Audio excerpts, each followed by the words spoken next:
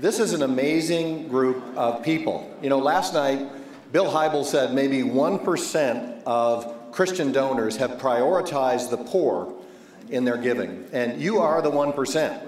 And no wonder you like each other. You have similar priorities and shared values. And so if you do nothing else this weekend, meet some new people, because you are an amazing group of people. I can't think of a group I would rather be with for a couple of days than the people in this room.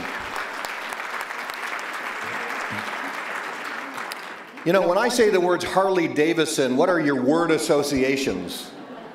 Bikers, Hell's Angels, I won't even go further, you know, mayhem, you know, those kinds of things I think of from the movie stereotypes, Easy Rider.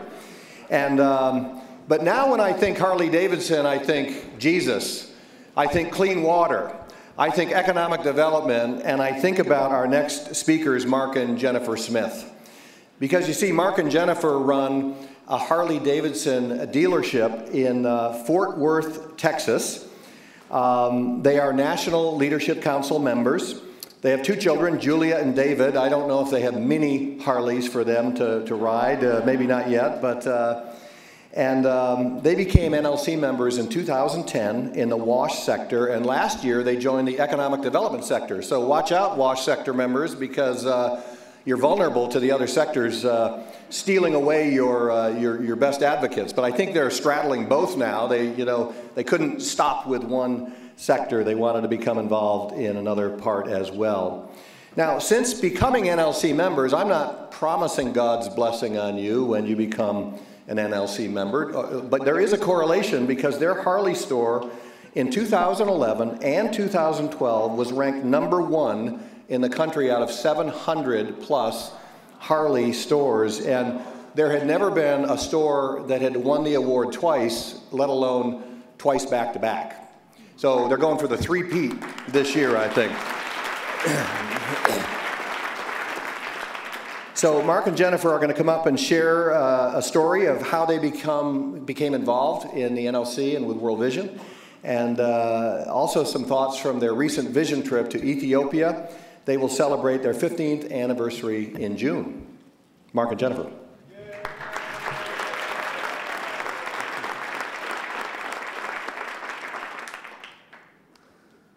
Well, like Rich said, this summer Jennifer and I will celebrate our 15th anniversary. But before we got married, when we were dating, I had to ask Jennifer a very important question. A question that would determine whether there would be any more dates, a possible deal breaker. Jennifer, will you ride on my Harley Davidson with me?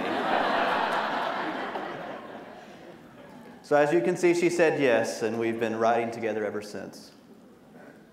This morning we're going to share with you our World Vision story. First, how we became National Leadership Council members. Then, a few things on how we've integrated our business with our World Vision involvement. And then finishing with our first vision trip to Ethiopia. Now, we understand that we're merely one story, that everyone in this room has their own unique story. We've already heard some amazing stories, and we're going to hear more. Stories that are far more powerful than ours, more moving, more sacrificial, more humble, far more risky, but all stories where God gets all the glory. So we are honored to share our story today, which is, of course, God's story. Our World Vision story actually began at a Christian rock concert in 2004. We were just in the crowd, and one of the singers said that at the back of the room there's this table where you could sponsor kids from another country. So Jennifer and I were intrigued by this, so we went to the back of the room to check out this table that they were talking about, and we looked down and saw all these little faces looking up at us. And as we started to look at all these faces, our eyes were drawn to this beautiful little 5-year-old girl from Ethiopia, and her name was Maza. And our World Vision story began in that moment when we sponsored Maza from Ethiopia. Now, since that concert, the years that followed, Jennifer and I had children, David and Julia. Our business changed, but we continued our sponsorship of Maza. And through that sponsorship, we started getting emails and newsletters from World Vision. And we started to discover what this organization's all about. And through these communications, we began to understand some things that surprised us. That World Vision was involved in nearly 100 countries. At that time, 40,000 employees worldwide, the second largest nonprofit in the United States, with a budget of over $1 billion. And the fact that 95 to 90% of all money raised goes directly to the need, directly to the field. So we were just shocked that this organization even existed, because we had never heard of it. So just between the two of us, we started calling World Vision the best kept secret of the Christian faith.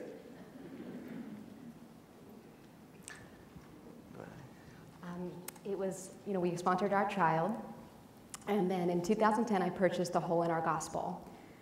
And if you have not read this book, I would highly recommend that you would read it. It's a hard book to go through, but I read it, and then I had to read it again, and then I had to read it again. And it broke my heart, because I could not imagine giving my babies dirty water to drink, because I had no choice. So I began to tell Mark about this book that I had read, and we were already sponsoring Maza, and so he was familiar with it. And I determined just every child deserves clean water. And so I had been in contact with World Vision through that time, and they told me about an upcoming water or wash summit in California.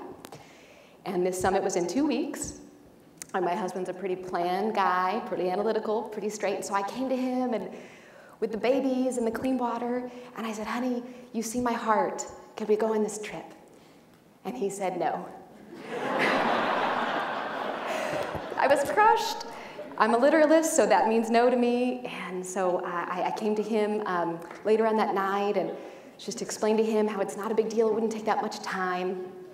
And then he said no, once again. So a few days later, I had been praying about it, and I approached him. I said, honey, do you think that I could go on the trip by myself?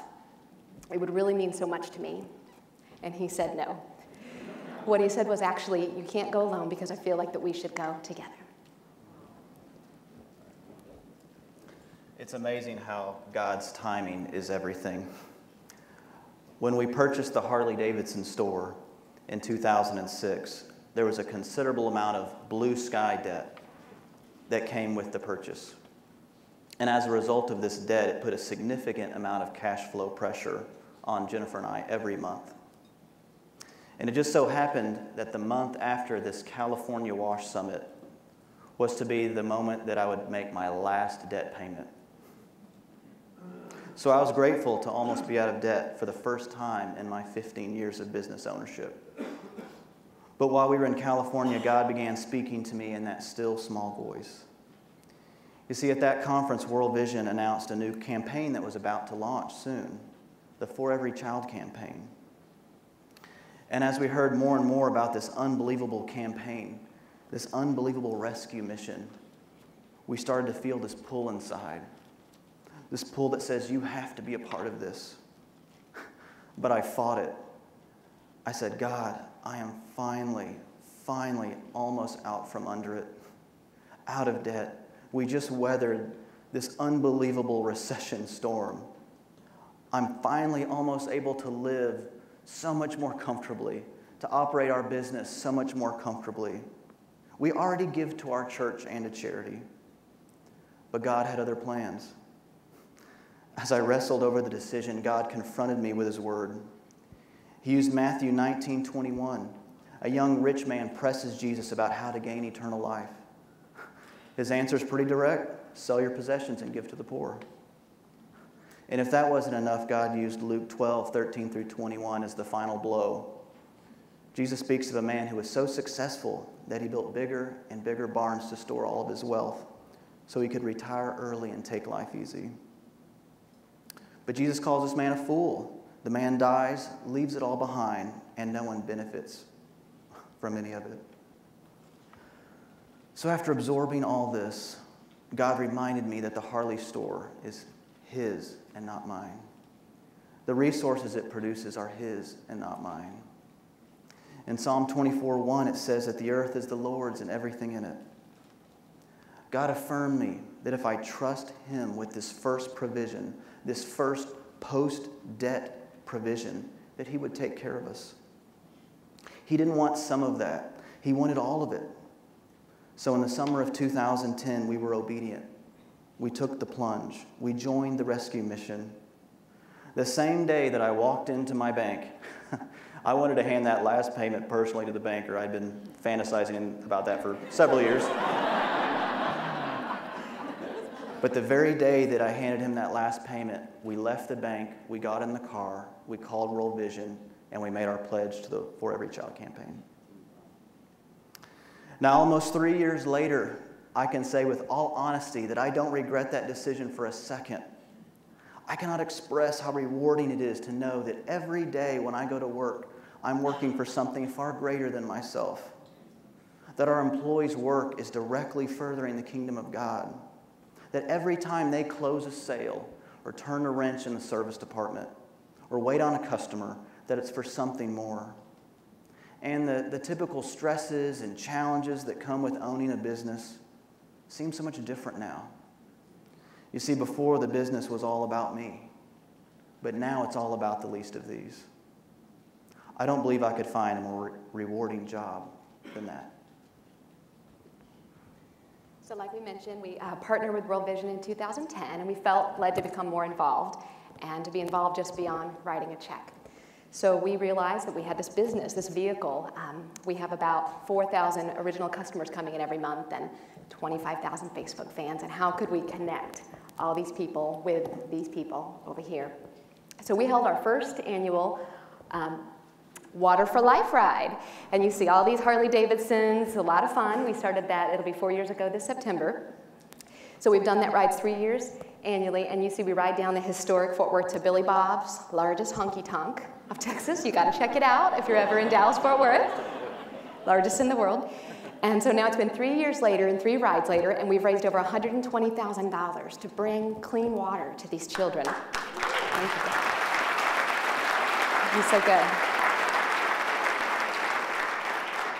And last year at our 3rd annual event, we had 400 riders, and that amount will be significant here in a little bit. 400 riders came last year. So also since becoming NLC members, we gave this incredibly sacrificial pledge. It was a faith pledge. It wasn't out of a nest egg.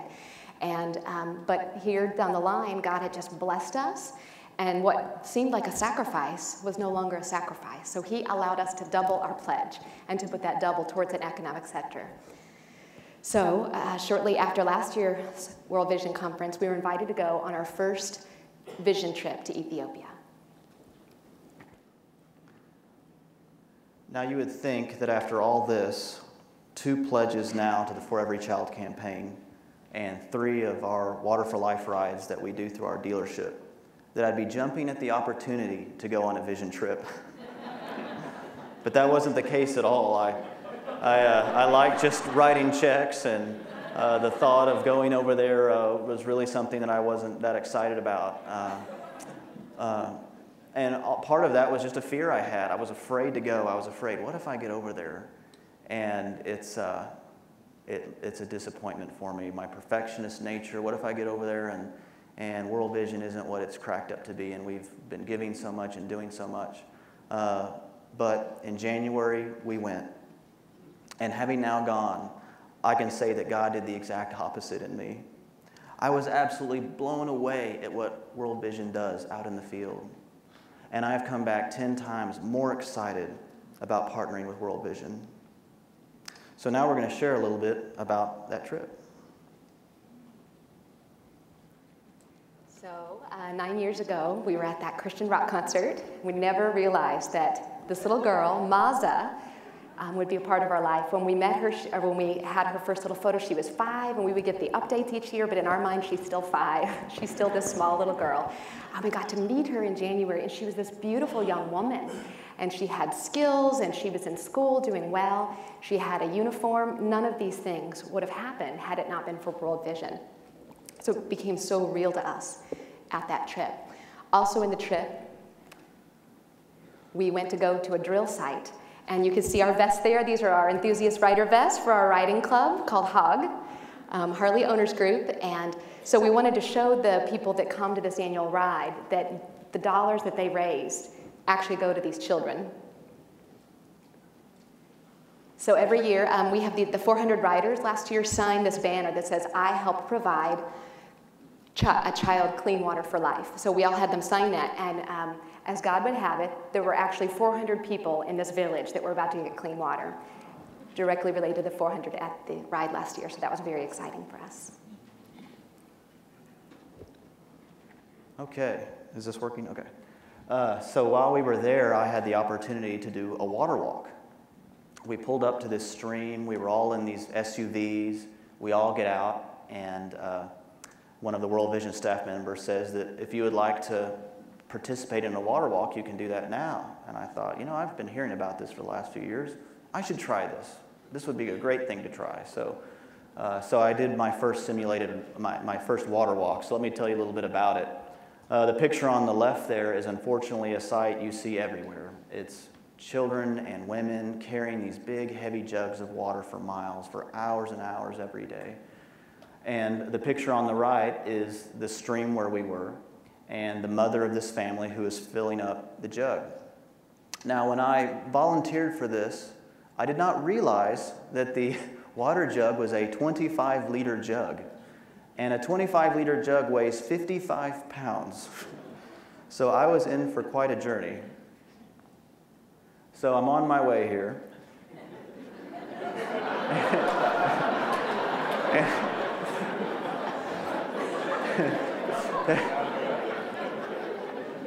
There's no real easy way to carry 55 pounds of water. And you could imagine the scene with these SUVs pulling up. People from the local village and the surrounding area started to come out wondering what's going on. So as we began our water walk, this huge procession of people went with us. And after a few moments, I realized I'm not alone. There's someone next to me on the other side of the jug, and it was a woman. And this actually was not the woman who filled it up. This was another woman from the village. But I don't know if you can see the expression on her face. She's very amused by me. So now we've gone a little bit further. My overshirt is off, my hat's off. I am really sucking air at this point. I'm very tired. And as you can see, my travel partner is no longer amused by me. She's starting to get very worried about me. And when I would put it down to catch my breath, she would try to take it away from me. Not to mention that she had a baby on her back. So now here we are, almost to their home. As you can see, the rest of our group has already been there for a while. And I have to say this before the next slide. I did not know that there was a photographer nearby.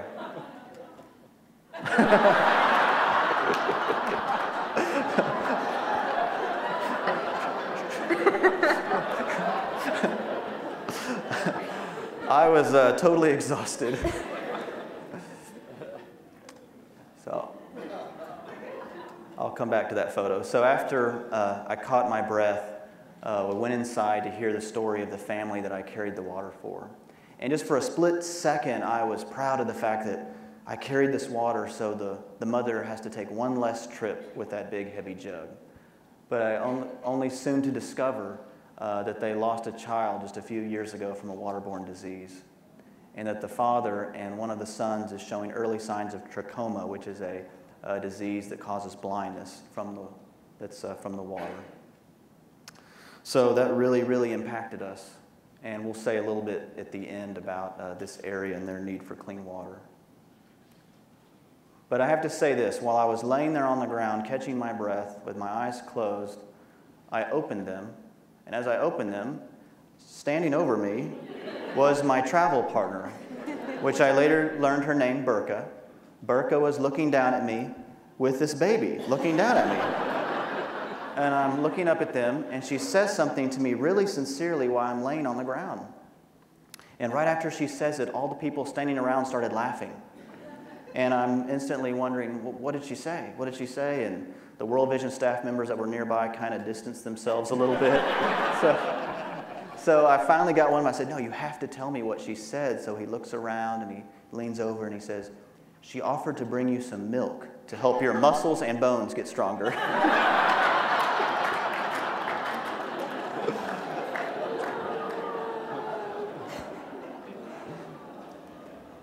So one of our final days in Ethiopia, we got to visit a very large World Vision WASH Clean Water Project. And this project is being funded by this campaign for every child. And when it's going to be completed later this year, it's this gravity-fed system that will provide clean water to 25,000 people. And we were absolutely amazed. This project showed how World Vision has the ability to do what few others can. And a project of this size and impact, we can't even imagine all that's involved, but World Vision is capable. So let us close with this. When Jennifer and I returned home, we couldn't stop thinking about our water walk companion, Burka, and her family. And after discussing with World Vision why Burka's family still doesn't have access to clean water, we discovered that there's a proposed project to not only bring clean water to her and her children, but to 7,000 to 8,000 of her neighbors as well. A single $500,000 project that currently is not funded, very similar to this project. So Jennifer and I felt moved once again. We started asking ourselves, what should we do about this? Every day knowing that Burka and her children are right now, as we speak on this stage, possibly fetching dirty water from that stream. So we decided to start fundraising for that project. Even though we already have 2 pledges going that has us maxed out, we prayed about what our personal commitment would be. As we evaluated what we owned and what we possibly could sell, the decision ended up being very clear.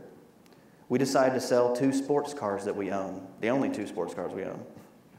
2 cars that spend the majority of their time under car covers in the garage.